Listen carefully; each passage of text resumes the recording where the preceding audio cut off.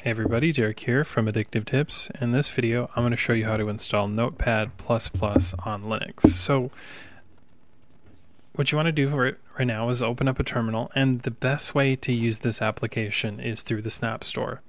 And in this video, I'm going to show you the Snap method because honestly, it's the best thing to do if you want to run this app. So it comes for Windows, and there's not a Linux port, but the developers have worked with the Snap Store team to create a wine wrapper that makes it run perfectly. So if you do snap search notepad++,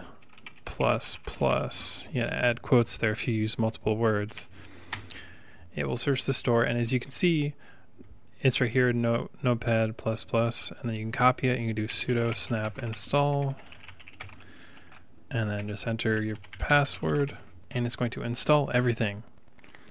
Now by everything I mean the entire wine wrapper and the application itself, and it will mount it, give you a desktop icon. So this is the closest you can get to just installing the Notepad++ app like you would be used to on Windows.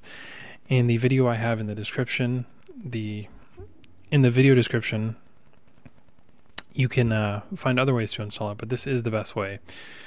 And once it's mounted, we can launch it and get started with it.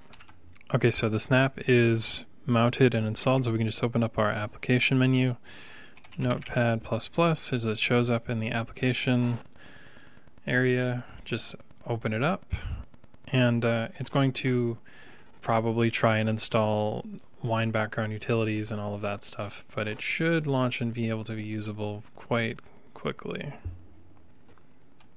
So the app is open.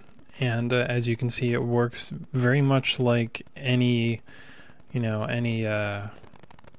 Windows installation. It's a complete wine wrapper for Notepad++.